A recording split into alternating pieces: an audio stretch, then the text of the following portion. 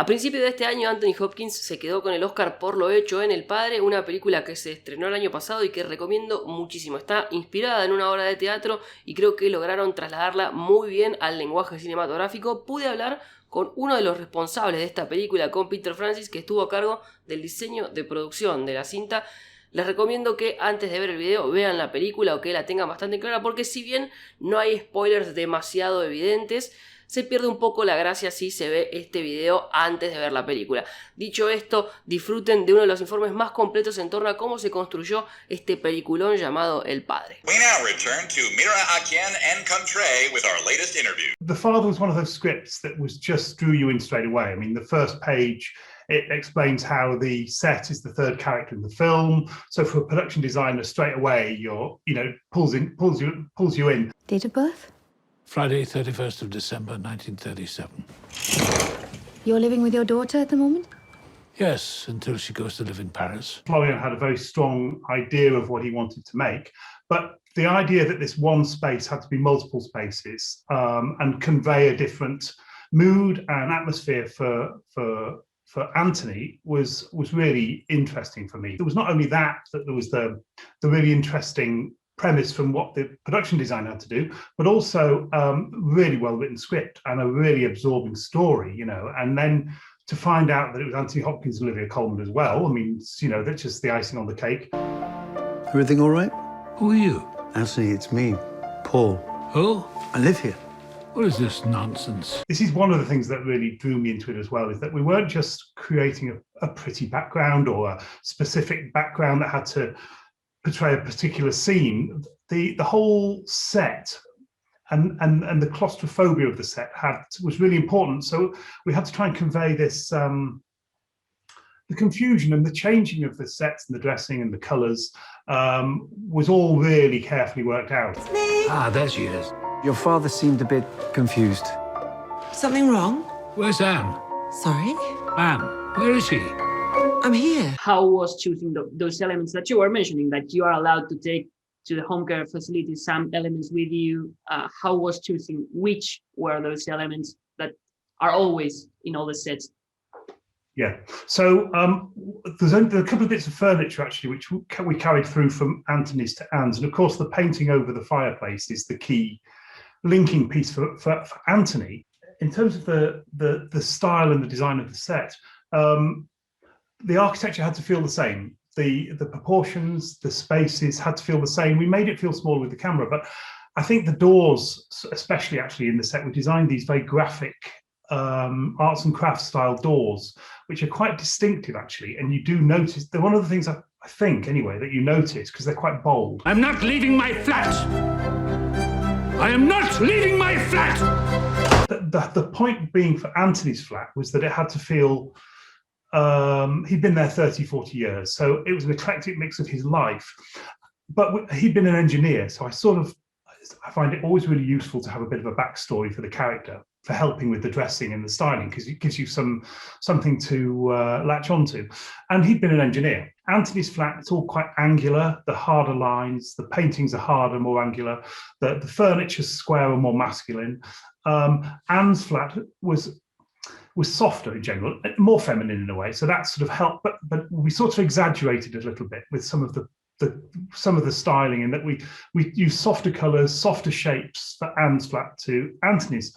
But of course, it's the colour really, I think, which probably helps delineate the difference, because I don't know, it's always interesting, I don't know for you, when you noticed the difference, when you noticed the change from Anthony to Anne's, because some people, obviously, it depends how aware you are of what you're looking at. Some people don't get it straight away. It's not until way after we've changed the sets and they suddenly go, oh, hang on, is that the same place? Was it different? This really is my flat, isn't it? To figure all this out, the only way I could make sense of it all, really, for my head, I think quite practically in how things work, was to say he's in the care home from the beginning. So from the beginning of the film, he's in the same space all the way through. And what we see is simply what Anthony sees. It isn't necessarily what the reality is. We're seeing everything through Anthony's point of view. So he's in the care home from day one. That's how I made sense of it. The tricky thing actually was trying to work out how much to change, how different to make the two sets. We had Florian and I just talked about it a lot. How should it be very subtle, like the changes, or should it be quite bold? And we sort of said, well, it should be a bit subtle. Oh no, it should be bold. So it was sort of trying to find a balance between the two environments, really, to see the changes, but not for them to take over. That's the other thing, of course, because they're just their background, but they're very important to the story. So it's interesting because it's one of those things that could work or it could go horribly wrong. The whole, it's one of those films, really, isn't it? But Florian led it with such conviction, and he knew his story and his subject so well. There's something funny going on. The set is changing all the time, but it's like the same location, the same set. So how was, I don't know if you shot it in chronological order, or how was planning that? Yeah, so my first instinct, of course, when I read the script, is you build two sets. You build one for Anthony and one for Anne, and then you change. So you shoot one, and then you move into the other one, and then you change the first one around. No, we didn't have that sort of budget. What's the matter, Dad? Strange things going on around us. Don't worry. Everything will sort itself out. The layout was very important because that didn't change the layout hard, apart from the doctor's office a little bit, but the layout doesn't change at all. So it was shot in chronological order. We started with Anthony's flat, which was good actually, because Anthony's flat, we had to age it down heavily. It was quite a lot of prep work in the painting and the finishing. Whereas Anne's flat is newer, so it had to look fresher. So we start off with the more difficult one. So we decorated it, and we painted it, decorated it as Anthony's flat, and we shot in there, I think, for about a week, actually, 5 or 6 days. So then it got complicated because the problem with the schedule was the shooting crew only had 2 days elsewhere on location. So there's only 2 days in the whole schedule where they weren't in that set. So what happened is that we had a weekend, and then they had the 2 days out on location. But we wanted to fit the doctor's surgery in between, changing it from Anthony's flat into Anne's flat. So in the space of 4 days, it went from Anthony's 2 days into the doctor's reception for half a day shoot. We chucked the shooting crew out again. They went off on location, and then we took all that out again, and we redressed it for Anne's flat. So in 4 days, it was just pretty busy, actually, because we painted it completely right through, obviously, because of a completely different big color change. So again, so with lighting as well, actually, great lighting from Ben Smithard, who did a fantastic job. He always does. I've worked with Ben a couple of times.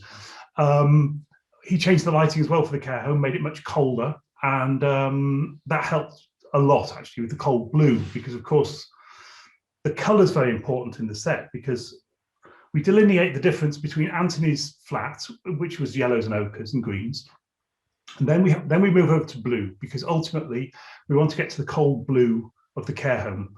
So the blue is a very important color, that color point change, because it slowly gets colder. So when in Anne's flat, it's a softer blue, slightly grayer, and then as you progress further, the story progresses, and we get to the care home.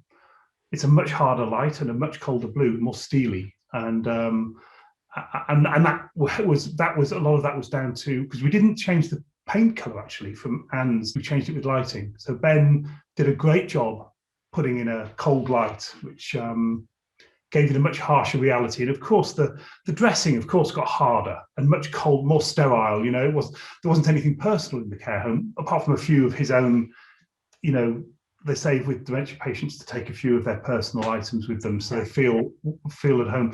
So of course there's a few of those, but the atmosphere had to be very cold and sterile and sort of just, cold and sterile. Why do you keep looking as if there's something wrong? Everything is fine. I think she tries to do the best she can for you, Anthony. Well, and what about continuity? Like the biggest enemy for you and the DP of this movie, how was working with that? With what, sorry? With continuity in the film, because all the time it's changing and you have to respect the script. How was that? Well, we had the best, most fabulous continuity lady called Susanna Lenton. And Susanna I'd worked with before and I like very much. She's a lovely, lovely person. And she tried to do a breakdown, a timeline for the story. And she had the hardest job in the world because obviously how on earth do you work out the timeline of a film like this, because it's all over the place. So in fact, actually, that helped us because it meant there wasn't really any continuity, if I'm honest. Continuity didn't really, of course it matters when you're reshooting the same sequence from another angle, you know, in the same scene, but the overall continuity of the film doesn't really exist, does it, in a way? And the timeline, I suppose, came in the continuity, I suppose, came in purely from the script, because the script was tell us whereabouts we are in the staging of this whole situation. I did lots of different.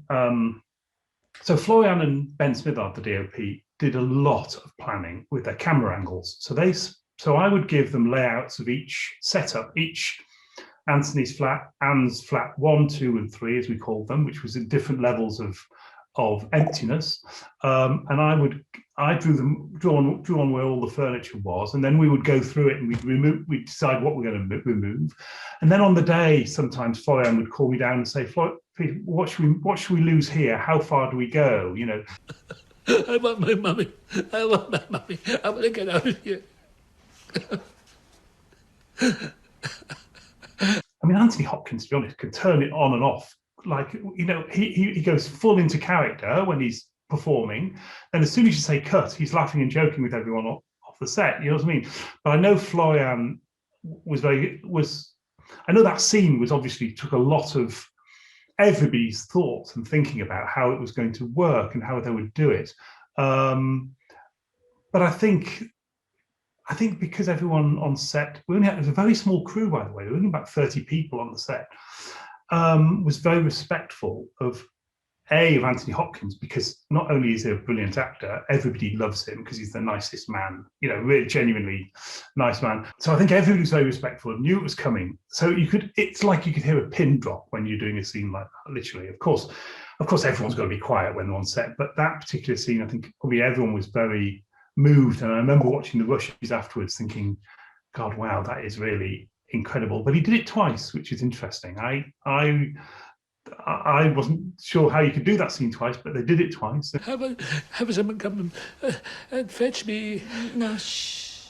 No, I want my mummy. I want her to come and fetch me. I want to go home. I think everyone was in tears. I mean, everybody was certainly. I mean, I was rushing. I was like, you know, and that still makes me well up when I see it now. You know, so. Yeah.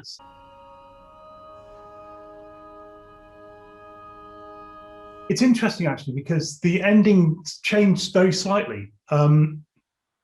Originally, when we pan to the window and look at the leaves on the trees, we were going to tilt down and see the painting that's above the fireplace. That is the same view as the view at the end of the window. And they were going to tilt down and see the little girl dancing in the park, but they left it on the leaves, actually, which I think worked better because it's all about he's losing his leaves. And just to see the leaves rustling, I think, and I've noticed a lot of people have really commented on that and really, it's like the final moment in anyone's life, isn't it? That, just the rustling and you're just drifting off. So I think it was great to end it like that. So it was a very powerful scene, and I think Olivia Williams as well actually is really so strong as well. I mean the cast, you know, nobody turned it down. They got all their first. All the actors they went to first of all said yes. So it's, you know, it's like all of us, we get a great script. You just know that you got to do it. No, Dad, why do you keep going on about Paris? You told me. No, I didn't. I'm sorry, Anne, you told me the other day. Have you forgotten? She's forgotten. Paris. And a funny thing, you'd quite often be thinking, I don't quite understand this bit. What's happening here? And you'd think you were the only one, but actually everyone was in the same boat. And sometimes I'd say to Florian, so Florian, does she go to Paris? And he goes, we don't know. We never know. We don't know. Matter. Does she go or doesn't she? You know? Yeah, it doesn't matter where she goes. You are. It doesn't. Yeah. It doesn't. Exactly. And at the end of the day, that's the other thing with that Florian wanted to portray with this film, is that he wanted, as he said, when they performed the play, he said quite often people would come to him after the show, you've probably seen the interviews with him, and say to him, we've experienced the same thing. All the things you've mentioned in the play, it's very close to us because we've been through it. And one of the things Florian always says about the play and the film is that everybody takes something different away from the experience. And it's a very immersive experience. And Florian was always very much that he wanted the audience to be the big participator in the film itself, so that you're questioning yourself as you're watching the film. You're thinking, have I missed something? You know, so you're then an active participant in the story. Everything will be all right. I promise you.